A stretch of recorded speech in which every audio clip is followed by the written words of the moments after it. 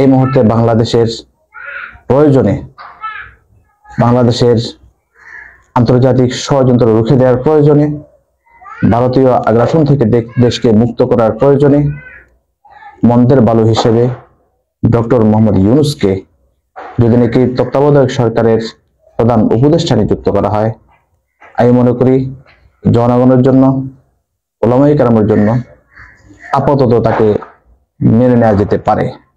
আসসালামু আলাইকুম ওয়া রাহমাতুল্লাহি ওয়া বারাকাতুহু।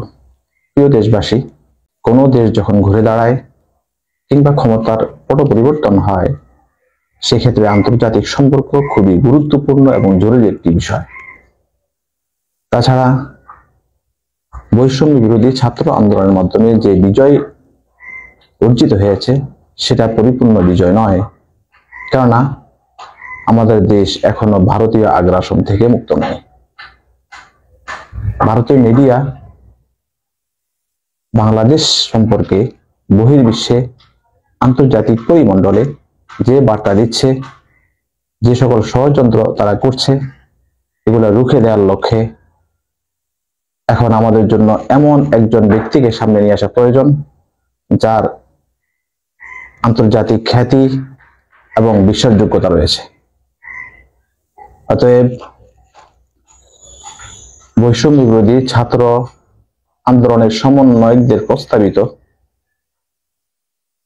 অন্তর্বর্তীকালীন সরকারের প্রধান উপদেষ্টা হিসাবে ডক্টর মোহাম্মদ ইউনূস, যদিও নাকি তার ব্যাপারে আমরা সকলেই জানি তিনি শরীয়তে নিষিদ্ধ সুদ এর মধ্যে তিনি জড়িত, এর সাথে তিনি সম্পৃক্ত, তথাপি এই মুহূর্তে বাংলাদেশের প্রয়োজনে, বাংলাদেশের আন্তর্জাতিক ষড়যন্ত্র রুখে দেওয়ার প্রয়োজনে, ভারতীয় আগ্রাসন থেকে দেশকে মুক্ত করার প্রয়োজনে মন্দের বালু হিসেবে ডক্টর মোহাম্মদ ইউনূসকে যদি নাকি তত্ত্বাবধায়ক সরকারের প্রধান উপদেষ্টা নিযুক্ত করা হয়, আমি মনে করি জনগণের জন্য, উলামায়ে কেরামের জন্য আপাতত তাকে মেনে নেওয়া যেতে পারে। দ্বিতীয় নম্বর আরেকটি বিষয় হচ্ছে, আপনারা সকলে জানেন আমার দেশের অর্থ ব্যবস্থা সম্পূর্ণ পুঁজিবাদ নির্ভর, আর পুঁজিবাদ অর্থ ব্যবস্থা সম্পূর্ণ সুদ নির্ভর, এতে কারো সন্দেহ নেই।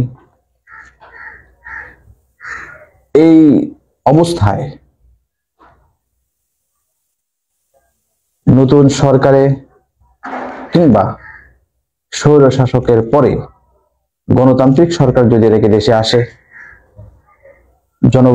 মানুষের রায় নিয়ে যারাই জনগণের প্রতিনিধিত্ব করবে, আমি মনে করি এই মুহূর্ত, এই সুযোগটি আমাদের জন্য একটা সুবর্ণ সুযোগ, বিশেষ করে উলামায়ে কেরামের জন্য।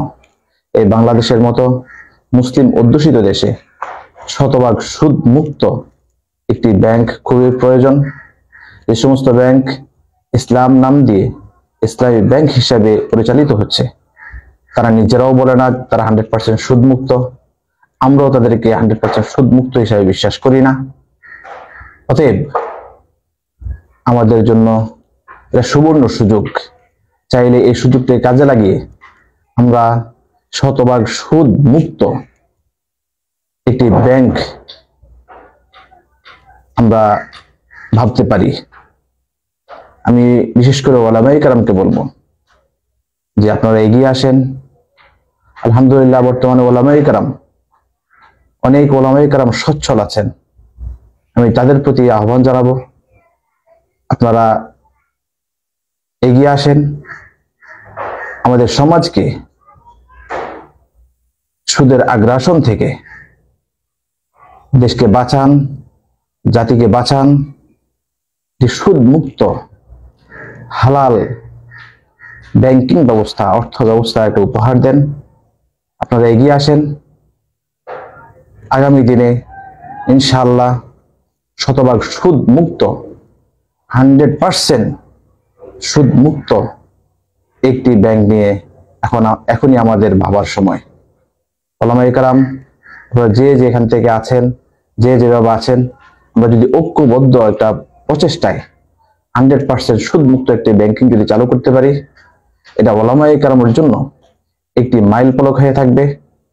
সাথে সাথে আপামর জনগোষ্ঠীকে সুদ থেকে বাঁচানোর যে জিম্মাদারি আমাদের রয়েছে, সে জিম্মাদারি আমাদের আদায় হবে। ওমা তৌফিকি ইল্লা বিল্লাহ।